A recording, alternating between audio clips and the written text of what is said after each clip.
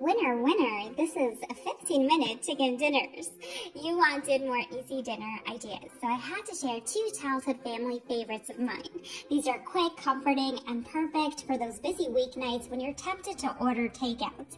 In an ideal world, everyone would be eating clean and healthy every day of the week, but for many of us, this is just not realistic. Sometimes you need a quick dinner that will satisfy even the pickiest of eaters. Delicious. And while every region has its own version, whether it's using veal, pork, or even mutton, my mom always uses chicken. It's affordable and you cannot go wrong with chicken cutlets. And to all my German friends out there, no, this is not schnitzel, this is cotoletta di pollo. You want to season the eggs with freshly ground black pepper and salt. In Italy, we like to keep things simple. We do not use a wide variety of spices. That usually means no garlic powder, no onion powder, no paprika. And while this may seem like a shocker to many people, simplicity is the hallmark of Italian cuisine. So please, let's embrace different cultures. By the way, we do love fresh garlic and fresh onion. Season the breadcrumbs with salt unless you're using seasoned breadcrumbs. Now for this recipe, we usually buy thin chicken cutlets. If yours are thick, you might want to pound them out to at least ½ inch thickness. You want to coat the chicken in the egg mixture and completely cover the cutlets in the breadcrumbs. We usually like to double dip in my family. We like a thick crust here, but that's completely up to you. Now yes, we do fry the cutlets. I'm just being completely honest with you. However, you can of course pop these in your air fryer. Just make sure you spray them on all sides with oil or they will not brown. For those of us who do want to make these the traditional way, meaning fried, I'm going to show you what we do. Vegetable oil and extra virgin olive oil. Extra virgin olive oil has great flavor, but it can be really expensive. So if you do a mixture of both oils, you still get that amazing olive oil flavor, but without spending a fortune. You do not need this much oil, by the way. We just had a lot of cutlets to fry that day. Allow the oil to come up to temperature and gently lower the cutlets into the pan. You want to cook these in batches, otherwise the oil temperature will drop. Cook the cutlets on each side for about 2–2.5 minutes. So in total, they should take about 5 to 6 minutes to fully cook through. You can find the printable recipe, by the way, on my website, emmafontanella.com. And if you're new to my channel, hello there, welcome. Make sure to subscribe. I post new videos every week.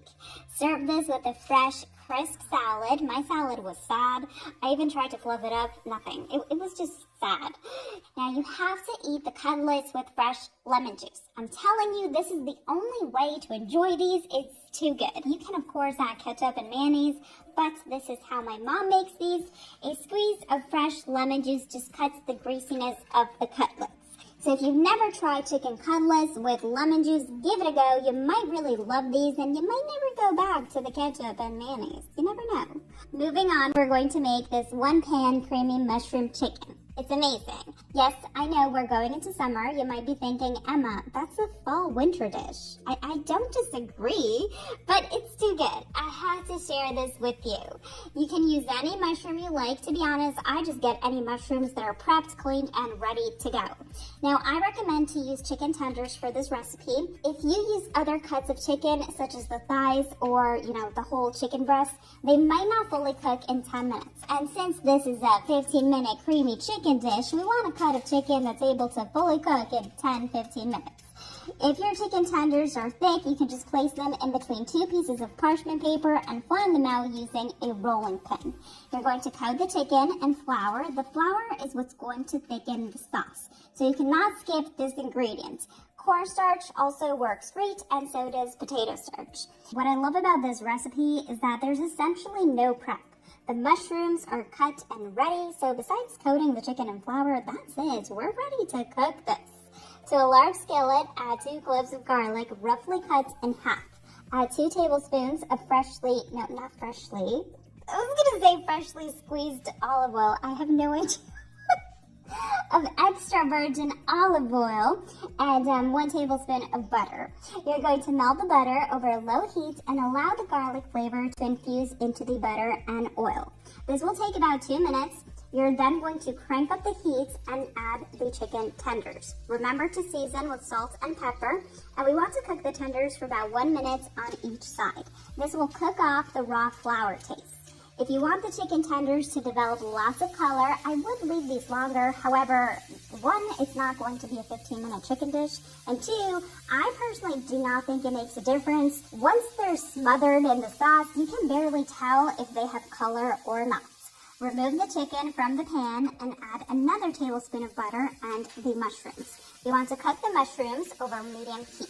The pan is hot at this point, so you can lower the flame just a tad and cook the mushrooms for about 1 to 2 minutes. These will shrink quite a bit and make space for the chicken. Add the chicken back to the pan and add 1 1/3 cups of chicken broth. You want to cover the pan with a lid, leaving a gap so the sauce. Crank up the heat to high and let the sauce continue to reduce. At the 10-minute mark, you can of course check the chicken. It should be fully cooked. Like I said, tenders do not take long at all to cook. At this point, the sauce should be well reduced, but still be about 1.5 centimeters deep in the pan. You're going to add the cream. Yes, you will need some cream. It's so good, trust me. Stir and cook for 1 more minute or until the sauce has the consistency you like. Keep in mind the sauce will seem loose, but it will continue to thicken as it sits. So personally, once I add the cream, I just give this another minute. Like I said, this will continue to thicken.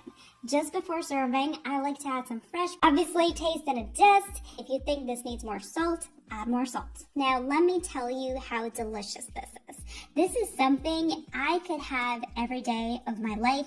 There's just something about the creaminess of the chicken.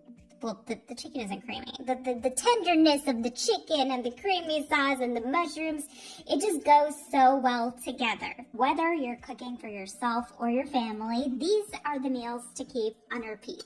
They're a crowd pleaser. If you'd like more simple, quick dinner ideas, check out my other video. I'll leave it in the description box below.